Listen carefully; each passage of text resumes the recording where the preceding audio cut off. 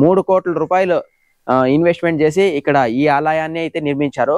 వాళ్ళకి కళ్ళ వచ్చి నేను ఇక్కడ నిలుచుండాను, అమ్మ వాళ్ళని ఎప్పుడు నిద్రపోకుండా అట్లా చేస్తా ఉన్నప్పుడు నాకేనో అది అనుభవం అయినాక సరే ఏమో గుడి నిర్మిస్తాము అనేసి వచ్చి ఈడ అమ్మవారు అన్ని ఇది ఆ అమ్మాయి ఇంతవరకు చేపించుకోండి.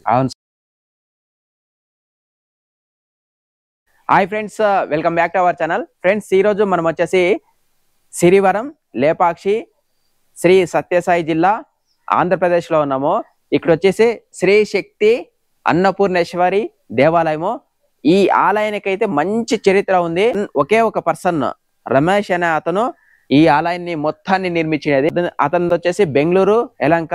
ఇక్కడ వచ్చేసి ఒక పెద్ద ఆలయాన్ని అయితే నిర్మించారు. మొత్తం ఈ ఆలయానికి అయిన ఖర్చు మొత్తం 3 కోట్ల రూపాయలు ఇన్వెస్ట్మెంట్ చేసి ఇక్కడ ఈ ఆలయాన్ని అయితే నిర్మించారు. ఈ ఆలయం అయితే చాలా బాగుంది. ఈ ఆలయంకి మంచి హిస్టరీ ఉంది. ఎలా నిర్మించారు ఈ ఆలయాన్ని అనేది మనం ఈ వీడియో ద్వారా తెలుసుకుందాం. ఫస్ట్ టైం ఎవరో నా ఛానల్ని చూస్తున్నట్టు లైక్ చేయండి, షేర్ చేయండి, సబ్స్క్రైబ్ చేయండి. ఇప్పుడు మనం వీడియోలోకి వెళ్ళి తెలుసుకుందాం రండి. దాంతోపాటు ఇక్కడ మనకు మంచి ఆయుర్వేదిక ఔషధాలు కూడా ఉన్నాయంట, వాటి గురించి కూడా మనం చూసేద్దాం.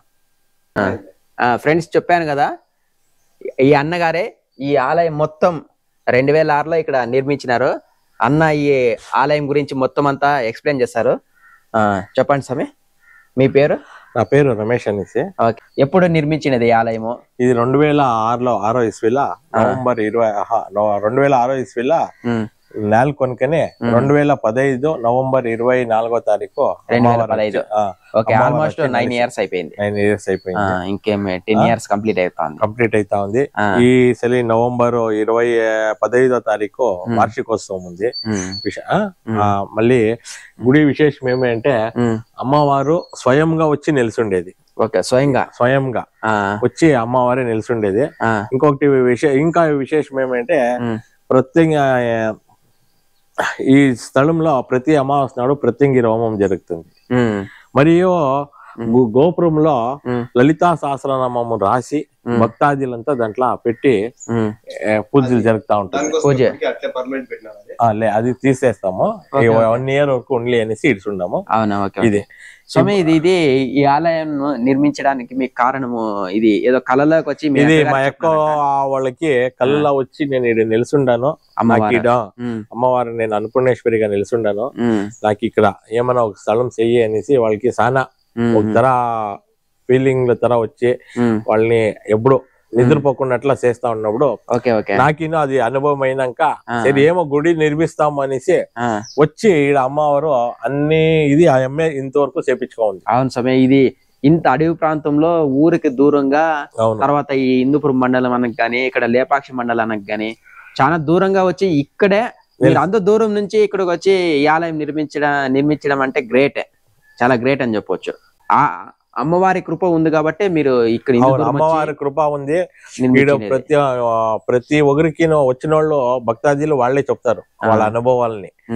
ఈడ అమ్మవారు అన్నపూర్ణేశ్వరి నిలిచిండేదని వాళ్ళకి ప్రతి ఒక్కరికి అన్నం బగే అంటే ప్రపంచంలో ఉండే ప్రతి ఒక్కరికి ఆహారం కావాలి. అవునా, ప్రతి ఒక్క జీవికి ఆహారం కావాలి. అట్లా ఆహారం ఇస్తా అమ్మా, తిరిగా అన్ని సౌభాగ్యాలను ఇస్తా, సకల రోగాలని నివారణ చేస్తా. ఎవరు వచ్చి అమ్మవారిని అడుక్కుంటారో నిర్దేశం చాలా ఉండవి.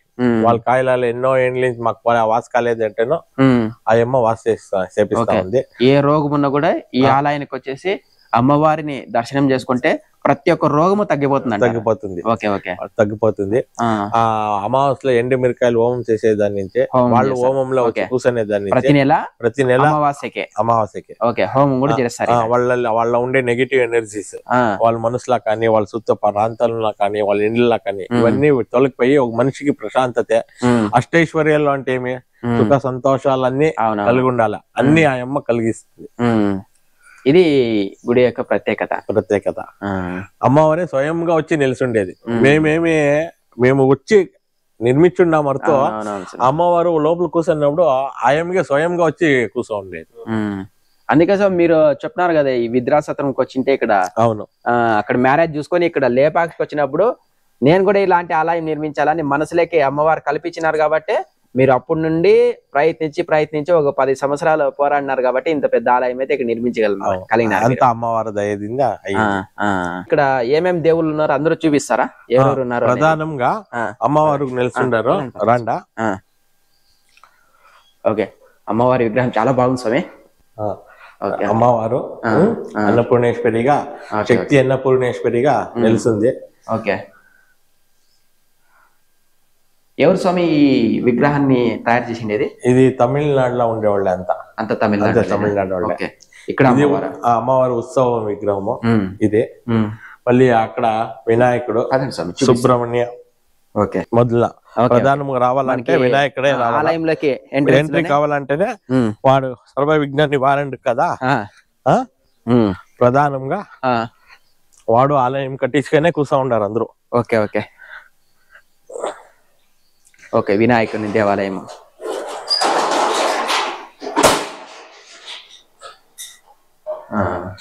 వినాయకుడు, ఇక్కడ సుబ్రహ్మణ్యుడు, ఎడమ వైపు వినాయకుడు, కుడి వైపు సుబ్రహ్మణ్యేశ్వర స్వామి.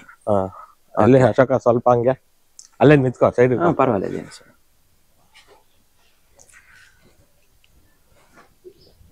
ఓకే స్వామి. ఇక్కడ మళ్ళీ ఇక్కడ ఆంజనేయ స్వామి. ఇక్కడ ఆంజనేయ స్వామి. ఓకే, కార్యసిద్ధి ఆంజనేయ స్వామి. ఓకే ఓకే, ఇక్కడ కూడా ఏమే కార్యాలు ఉంటే వచ్చి మొక్క అంటే వాడు దాన్ని జయం ప్రదానం చేసి ఇస్తాడు. అవుతుంది. ఓకే, వాడి కర్మ అన్ని కలిసే శని మహాత్ముడు. వాళ్ళు ఏమేమో కర్మాలు ఉంటుంది, దాన్ని నివారణ చేసేది శని మహాత్ముడే. కర్మలని తగ్గించేది శని మహాత్ముడు. ఓకే,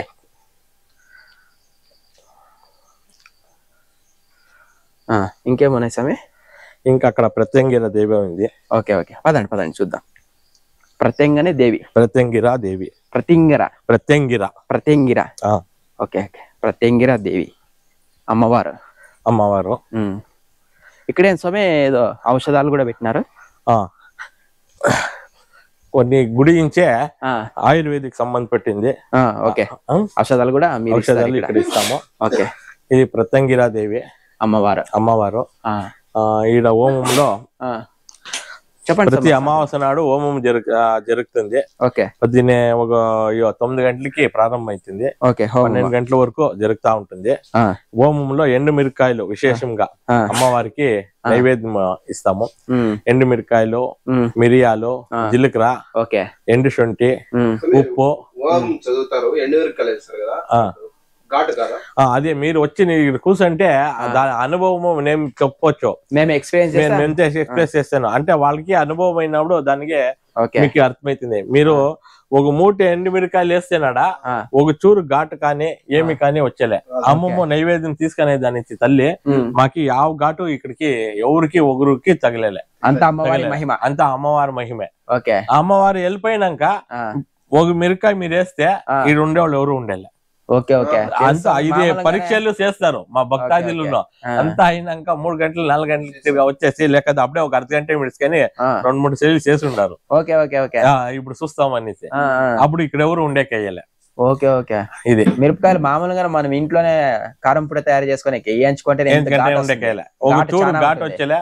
మళ్ళీ ఆ పొగ హోమంలో వస్తా ఉండే ఆ పొగ తీసుకున్నప్పుడు మాలో ఉండే నెగిటివ్ ఎనర్జీ మా దేహంలో కానీ మా చుట్టుపక్కల ప్రాంతంలో మా ఇండ్లలో కానీ ఇవన్నీ ఆయమ్మ నివారణ చేస్తుంది. ఆయమ్మ సర్వరోగ నివారణ చేస్తుంది, సర్వ దోషాల నివారణ చేస్తుంది. మా ఎనిమి అంటాము అంటే వైరులు. ఎవరు వైరులు అంటే మనుషులే అనేసి కాదు, శత్రువు సంహారిణి. ఆ శత్రువులన్నీ సంహారిస్తుంది. ఆ శత్రువులే వాళ్ళకి తెలిసి ఉంటుంది. ఇక్కడే కట్టేయాలని మీకు ఎలా అనిపించింది?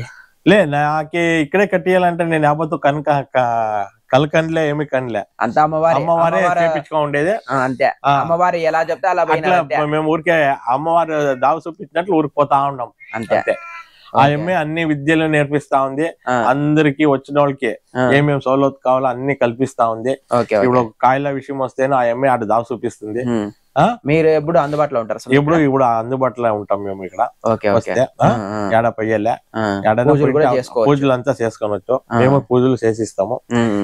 ఇది యావదానికి వాళ్ళు ఏం రిస్క్ తీసుకునే పనిలే. ఒకనాడు ఆల్ట్ ఉంటామంటున్నా ఆరాముగా ఆల్ట్ ఉండేసి వెళ్ళొచ్చు. ఓకే, దూరం ఉండే వాళ్ళు కూడా రావచ్చు. ఎక్కడ ఉండే వాళ్ళు వస్తేనో వాళ్ళకి సౌకర్యం ఉంటుంది.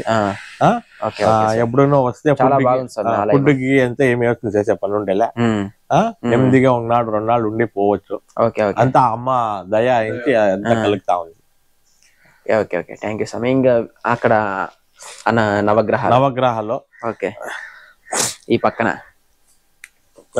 ఇక్కడ నవగ్రహాలు ఈడ సర్వదేవతలు నిలుచుంటారు. అవునవును, దాని నుంచి ఈడ అందరూ వచ్చి అమ్మవారికి కూక ఉండేది శక్తి పీఠంగా పెరిగింది.